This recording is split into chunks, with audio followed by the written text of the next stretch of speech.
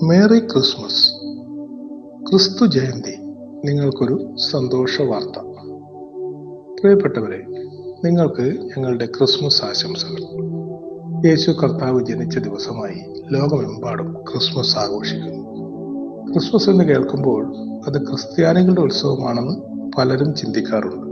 എന്നാൽ ക്രിസ്മസ് ക്രിസ്ത്യാനികളുടേത് മാത്രമല്ല, ലോകത്തിലെ സകല ജനങ്ങളുടെയും ഉത്സവമാണ് ക്രിസ്മസ്. അത് ശരിയായി തിരിച്ചറിയേണ്ടത് വളരെ അത്യാവശ്യമാണ്. അത് നിങ്ങളുടെ ജീവിതത്തിനും ആത്മീയ ജീവിതത്തിനും ഒരു അനുഗ്രഹമായി തീരും. ആരാണ് കർത്താവായ യേശു? 2000 വർഷങ്ങൾക്ക് മുൻപ് കർത്താവായ യേശു ഈ ഭൂമിയിൽ മനുഷ്യനായി അവതരിച്ചു. അതനുസരിച്ച് വർഷങ്ങളെ BC എന്നും AD എന്നും തരംതിരിച്ചിരിക്കുന്നു. യേശു കർത്താവ് 2000 വർഷത്തിൽ ഒതുങ്ങുന്നവനല്ല, അവൻ ആദി മുതലുള്ളവനായിരുന്നു. തിരുവെഴുത്തുകൾ അവനെക്കുറിച്ച് പറയുന്നു: ആദിയിൽ വചനമുണ്ടായിരുന്നു, വചനം ദൈവത്തോടു കൂടെയായിരുന്നു, വചനം ദൈവമായിരുന്നു. അവൻ ആദിയിൽ ദൈവത്തോടു കൂടെയായിരുന്നു. സകലവും അവൻ മുഖാന്തരം ഉളവായി, ഉളവായതൊന്നും അവനെ കൂടാതെ ഉളവായതല്ല. യോഹന്നാൻ എഴുതിയ സുവിശേഷം 1-ാം അധ്യായം 1 മുതൽ 3 വരെയുള്ള വാക്യങ്ങൾ. അതിനാൽ ആദിയിൽ വചനമായിരുന്ന ദൈവം ലോകത്തെയും അതിലുള്ളതെല്ലാം സൃഷ്ടിച്ച ദൈവം തന്നെ ഒരു മനുഷ്യനായി തീർന്നു. നിങ്ങൾക്കും എനിക്കും വേണ്ടി ഈ ഭൂമിയിലേക്ക് വന്നു. കർത്താവായ യേശുവിന്റെ ജനനം. കർത്താവായ യേശു ക്രിസ്തു മനുഷ്യരൂപത്തിൽ ഭൂമിയിലേക്ക് വരുമെന്ന് ദൈവത്തിന്റെ പ്രവാചകന്മാർ തന്റെ വരവിന് വളരെ മുമ്പ് തന്നെ പ്രവചിച്ചിരുന്നു. നമുക്കൊരു ശിശു ജനിച്ചിരിക്കുന്നു, നമുക്കൊരു മകൻ നൽകപ്പെട്ടിരിക്കുന്നു, ആധിപത്യം അവന്റെ തോളിലിരിക്കും. അവനെ അത്ഭുതമന്ത്രി, വീരനാം ദൈവം, നിത്യപിതാവ്, സമാധാന പ്രഭു എന്ന് പേർ വിളിക്കപ്പെടും. യെശയ്യാവ് 9-ാം അധ്യായം 6-ാം വാക്യം. കർത്താവായ യേശു ക്രിസ്തു ബെത്ലഹേം എന്ന പട്ടണത്തിൽ കന്യാമറിയത്തിന്റെ ഉദരത്തിൽ ഉരുവായി. അവൻ ജനിച്ച ഉടനെ ദൂതന്മാർ ആ സംഭവം ഇടയന്മാരെ അറിയിച്ചു. പലസ്തീന്റെ കിഴക്കുള്ള ജ്ഞാനികൾക്ക് ഒരു അത്ഭുത നക്ഷത്രം പ്രത്യക്ഷപ്പെട്ടു. അവർ അതിനെ പിന്തുടർന്ന് ശിശുവായ യേശുവിനെ കണ്ട് ആരാധിക്കുകയും നിരവധി സമ്മാനങ്ങൾ നൽകുകയും ചെയ്തു. ഇത് ലൂക്കോസ് എഴുതിയ സുവിശേഷത്തിൽ പരാമർശിച്ചിരിക്കുന്നു. അന്ന് ആ പ്രദേശത്ത് ഇടയന്മാർ രാത്രിയിൽ തങ്ങളുടെ ആട്ടിൻകൂട്ടത്തെ കാവൽ കാത്ത് വെളിയിൽ പാർത്തിരുന്നു. അപ്പോൾ കർത്താവിന്റെ ഒരു ദൂതൻ അവരുടെ അരികെ നിന്നു. കർത്താവിന്റെ തേജസ് അവരെ ചുറ്റി മിന്നി. അവർ ഭയപരവശരായി തീർന്നു. ദൂതൻ അവരോട്, ഭയപ്പെടേണ്ട, സർവ്വജനത്തിനും ഉണ്ടാകുവാനുള്ളൊരു മഹാസന്തോഷം ഞാൻ നിങ്ങളോട് സുവിശേഷിക്കുന്നു. കർത്താവായ ക്രിസ്തു എന്ന രക്ഷിതാവ് ഇന്ന് ദാവീദിന്റെ പട്ടണത്തിൽ നിങ്ങൾക്കായി ജനിച്ചിരിക്കുന്നു. നിങ്ങൾക്ക് അടയാളമോ, ശീലകൾ ചുറ്റി പശുത്തൊട്ടിയിൽ കിടക്കുന്ന ഒരു ശിശുവിനെ നിങ്ങൾ കാണും. പെട്ടെന്ന് സ്വർഗീയ സൈന്യത്തിന്റെ ഒരു സംഘം ദൂതന്മാരോട് ചേർന്ന് ദൈവത്തെ പുകഴ്ത്തി. അത്യുന്നതങ്ങളിൽ ദൈവത്തിന് മഹത്വം, ഭൂമിയിൽ ദൈവപ്രസാദമുള്ള മനുഷ്യർക്ക് സമാധാനം. ലൂക്കോസ് 2-ാം അധ്യായം 8 മുതൽ 14 വരെയുള്ള വാക്യങ്ങൾ. അതുപോലെ അത്ഭുതകരമായ നക്ഷത്രത്താൽ വഴിനടത്തപ്പെട്ട ജ്ഞാനികൾ വീട്ടിൽ പ്രവേശിച്ച് ശിശുവിനെ അമ്മയായ മറിയോടുകൂടെ കണ്ട് വീണ് അവനെ നമസ്കരിച്ചു. അവർ തങ്ങളുടെ നിക്ഷേപ പാത്രങ്ങൾ തുറന്ന് പൊന്നും കുന്തിരിക്കവും മൂറും കാഴ്ചവെച്ചു. മത്തായി എഴുതിയ സുവിശേഷം 2-ാം അധ്യായം 11-ാം വാക്യം. കർത്താവ് എന്തിനാണ് മനുഷ്യരൂപത്തിൽ ഭൂമിയിലേക്ക് വന്നത്?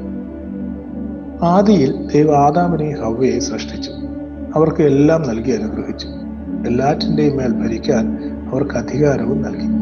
എന്നാൽ അവർ ദൈവത്തിന്റെ കൽപ്പനകൾ അനുസരിച്ച് ജീവിക്കാതെ പിശാചായ ദുഷ്ടാത്മാവിന്റെ വാക്കുകൾ കേട്ട് പാപം ചെയ്തതിനാൽ അവർ ദൈവത്തിൽ നിന്ന് വേർപിരിഞ്ഞു. അവർ ദൈവത്തിൽ നിന്ന് അകന്നു. ഇക്കാരണത്താൽ ശാപങ്ങളും രോഗങ്ങളും മരണവും അവരുടെ മേലും എല്ലാ മനുഷ്യവർഗത്തിന്റെ മേലും വന്നു. മനുഷ്യർ വളരെയധികം പാപികളായതിനാൽ അവർക്ക് പൂർണ്ണ വിശുദ്ധനായ ദൈവത്തെ കാണാൻ കഴിഞ്ഞില്ല. അവർക്ക് ദൈവവുമായി ബന്ധപ്പെടാനും കഴിഞ്ഞില്ല. അതുകൊണ്ട് ബൈബിൾ പറയുന്നു, നിങ്ങളുടെ അകൃത്യങ്ങൾ അത്രേ നിങ്ങളെയും നിങ്ങളുടെ ദൈവത്തെയും തമ്മിൽ ഭിന്നിപ്പിച്ചിരിക്കുന്നു. നിങ്ങളുടെ പാപങ്ങളത്രേ അവൻ നിങ്ങളെ കേൾക്കാതെ വണ്ണം അവന്റെ മുഖത്തെ നിങ്ങൾക്ക് മറയ്ക്കുമാറാക്കിയത്.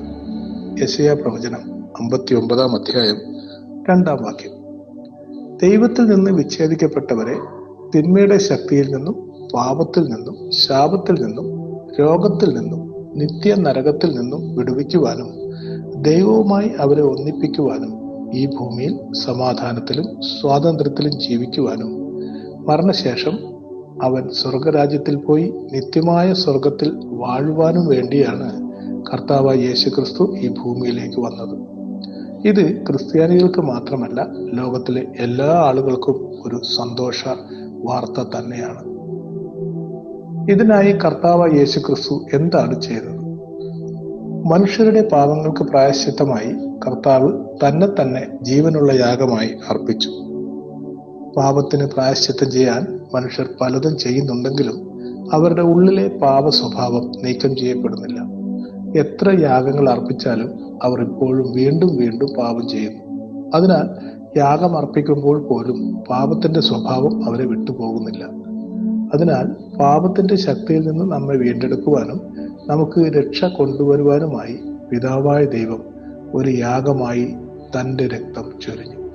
തന്റെ ഏകജാതനായ പുത്രനിൽ വിശ്വസിക്കുന്ന ഏവനും നശിച്ചു പോകാതെ നിത്യജീവൻ പ്രാപിക്കേണ്ടതിന് ദൈവം അവനെ നൽകുവാൻ തക്കവണ്ണം ലോകത്തെ സ്നേഹിച്ചു. യോഹന്നാൻ 3:16. നമുക്ക് വേണ്ടി ക്രൂശിൽ മരിച്ച കർത്താവ് താൻ പറഞ്ഞതുപോലെ 3-ാം ദിവസം വീണ്ടും ഉയർത്തെഴുന്നേറ്റു.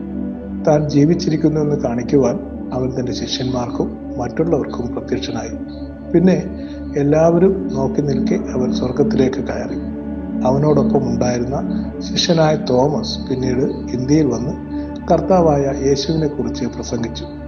തന്റെ പേരിലുള്ളതാണ് ചെന്നൈയിലുള്ള സെന്റ് തോമസ് മൗണ്ട്. രക്ഷിക്കപ്പെടാൻ നാം എന്ത് ചെയ്യണം?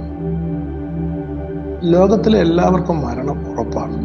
എന്നാൽ തിരുവെഴുത്ത് പറയുന്നു, പാപം ചെയ്യുന്ന ആത്മാവ് മരിക്കും. പാപത്തിന്റെ ശമ്പളം മരണമാണ്. അതിനാൽ ആത്മാവ് മരിക്കുന്നു.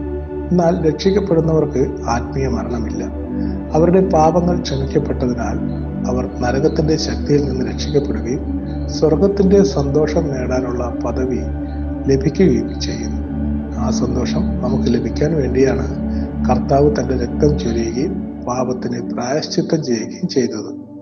അവൻ നമ്മെ വീണ്ടെടുത്തു. നാം അത് വിശ്വസിച്ചാൽ നാം രക്ഷിക്കപ്പെടും. യേശുക്രിസ്തുവിന്റെ രക്തം സകല പാപവും പോക്കി നമ്മെ ശുദ്ധീകരിക്കുന്നു. 1 യോഹന്നാൻ 1:7. യേശുവിനെ കർത്താവ് എന്ന് വായ്കൊണ്ട് ഏറ്റുപറയുകയും ദൈവം അവനെ മരിച്ചവരിൽ നിന്ന് ഉയർപ്പിച്ചു എന്ന് ഹൃദയം കൊണ്ട് വിശ്വസിക്കുകയും ചെയ്താൽ നീ രക്ഷിക്കപ്പെടും. റോമാലേഖനം 10:9. യേശു ഉടൻ മടങ്ങി വരും. മരിച്ച കർത്താവ് പറഞ്ഞതുപോലെ 3-ാം ദിവസം ഉയർത്തെഴുന്നേറ്റു. ലോകം ഇപ്പോൾ കർത്താവിന്റെ വചനമനുസരിച്ച് നടക്കുന്നു. അവൻ വീണ്ടും വരുന്ന അന്ത്യകാല സമയമാണിത്. ഈ ലോകവും അതിലുള്ളതുമെല്ലാം ഒരു ദിവസം കടന്നു പോകും. അവന്റെ വരവിൽ അവനോടൊപ്പം പോകാൻ യോഗ്യമായ ഒരു കാര്യമുണ്ടെങ്കിൽ അത് രക്ഷ, വിശുദ്ധി, ഒരുക്കം എന്നിവയാണ്. ഇതിനെക്കുറിച്ച് കൂടുതൽ അറിയാൻ എൻ്റെ മൊബൈൽ ഫോണിൽ ബന്ധപ്പെട്ടാലും. രോഗങ്ങൾ, പ്രശ്നങ്ങൾ, പൈശാചിക ബാധ, കടഭാരം, ശാപങ്ങൾ എന്നിവ മാറുവാനായി നിങ്ങൾക്കായി പ്രത്യേക പ്രാർത്ഥനകൾ ഞങ്ങളുടെ സഭയിൽ നടത്തുന്നതാണ്. നിങ്ങൾ വന്ന് ആരാധനയിൽ പങ്കെടുക്കുക. കുടുംബമായി തന്നെ വരിക. നിങ്ങളുടെ വരവിനായി ഞാൻ കാത്തിരിക്കുന്നു.